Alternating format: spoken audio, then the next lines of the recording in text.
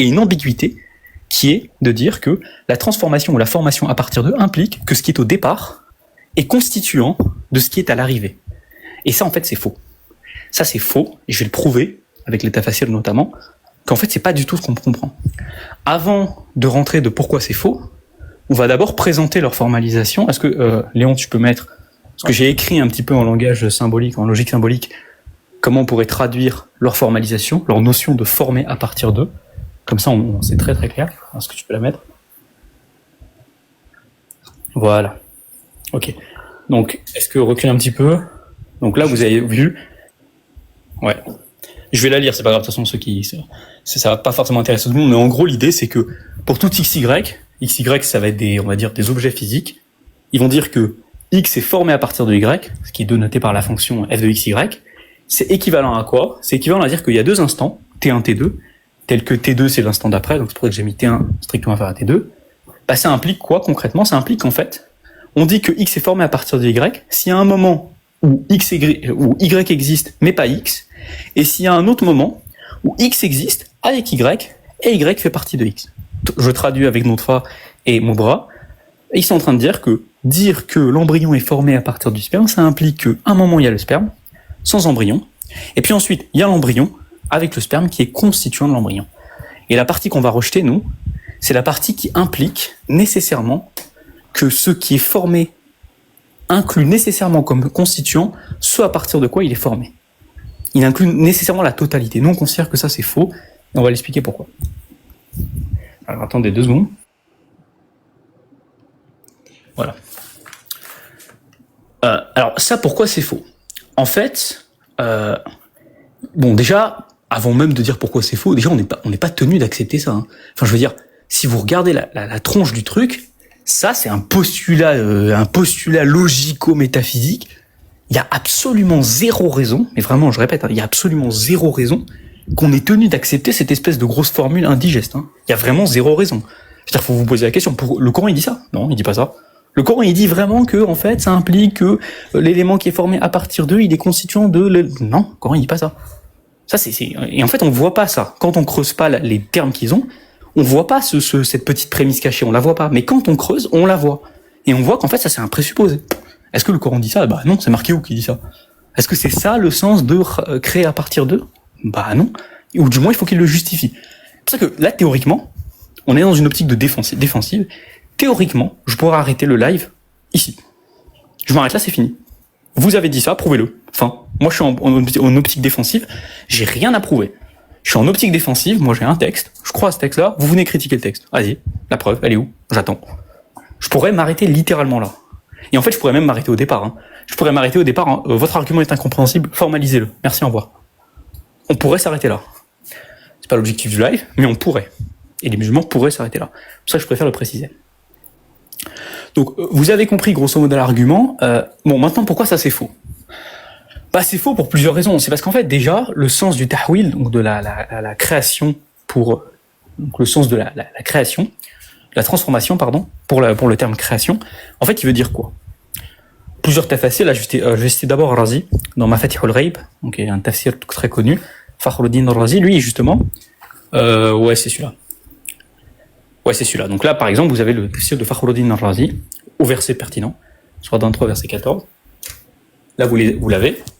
Et en fait, tu peux zoomer vers les parties rouges, les parties intéressantes. Enfin, essaie de rapprocher les parties rouges. La partie basse rouge. Basse. Bas. Ouais. Et c'est voilà. En fait, ouais, la résolution n'est pas terrible, mais au moins vous voyez un petit peu. Donc ça, c'est le tafsir de Razi sur 23, verset 14. C'est le tafsir de Razi sur 23, verset 14. Et là, ce qui est intéressant, c'est que justement, lui, il explique le sens de khalaqa. Et il te dit, et là, il dit quoi ? Je vais pas lire en arabe, etc. Là, on va juste traduire directement. Là, il dit quoi ? Il dit, le sens, c'est la transformation. Et ce qui est intéressant, c'est que, donc là, c'est la première ligne rouge, donc il dit que le sens, c'est la transformation. Il dit quoi ? Il dit la transformation de la nutfa de ses propriétés vers les propriétés de la alaqa. Je traduis directement. Et après, dans la deuxième ligne rouge, il dit, on a appelé le tahwil, donc la transformation, khalq. Pourquoi ? Parce qu'en fait, la transformation, c'est quoi ? C'est le fait de passer d'une chose où Allah, là c'est ce qu'il dit, hein, je dis directement ce qu'il dit, où Allah, en fait, il va supprimer des propriétés à cette chose, et il va en rajouter d'autres. Et ça va donner une nouvelle chose. Donc si on comprend bien,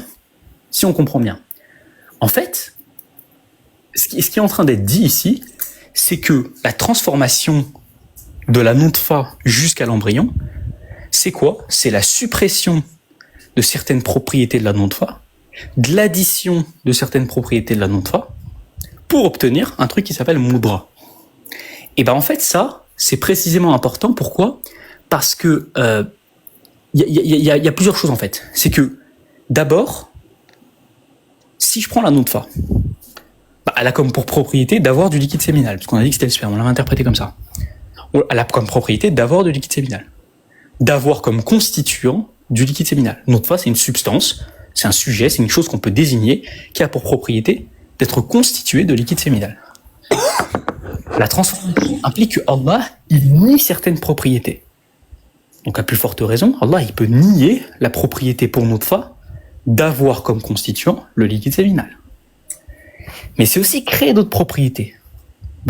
Allah, il peut très bien créer dans cette substance qu'est la nutfa une autre propriété qui est d'être constituée d'une ovocyte, donc d'une cellule sexuelle femelle. Et donc à partir de ce moment-là, on a parfaitement un embryon. Et là, on répond aux 2 points.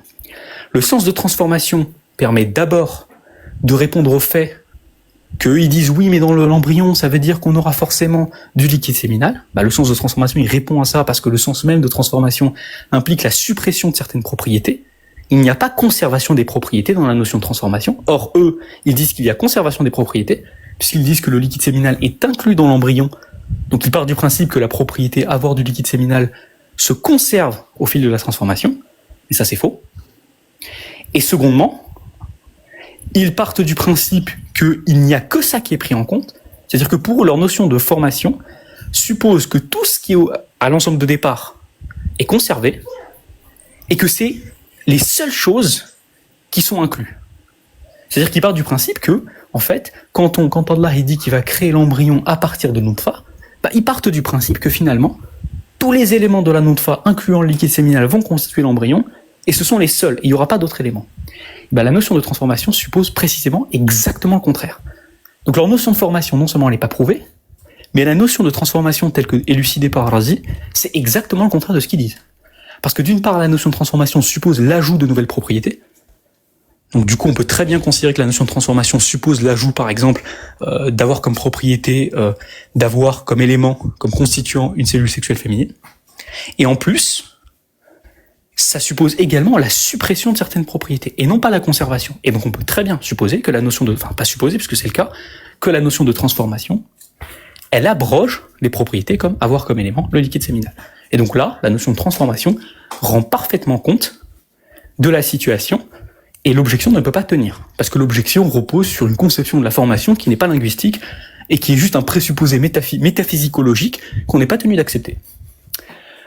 Un autre point qui est intéressant, prenez d'autres exemples de transformation. Je vais vous montrer à quel point la notion de transformation telle que comprise dans la langue arabe, etc., n'a rien à voir avec leur notion de formation. Prenez un exemple simple.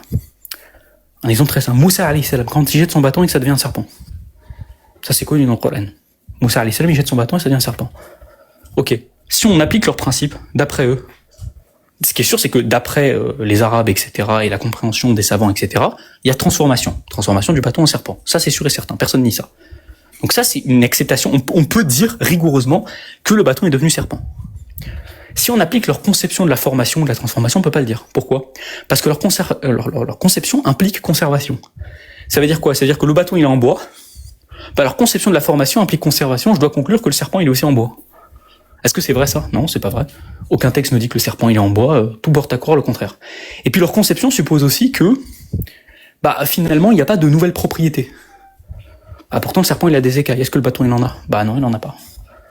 Enfin des écailles, ouais je crois, même de toute façon il a du venin, enfin bref, il y a plein d'éléments que le serpent a et que le bâton n'a pas. Donc bref, la notion même de transformation, telle que comprise par les savants, n'a aucun problème avec la science moderne entre guillemets, puisque précisément elle peut rendre compte précisément des transformations embryologiques, ce qui n'est pas le cas de leur position à eux. Autre point qui mérite d'être fait, c'est qu'en fait ce qui est marrant, c'est qu'on a des mufassirin. Là Léon, tu peux aller sur Sur l'image, je vais te dire. Tac, tac, tac. Tac, est-ce que c'est la bonne? Ouais, l'image 7.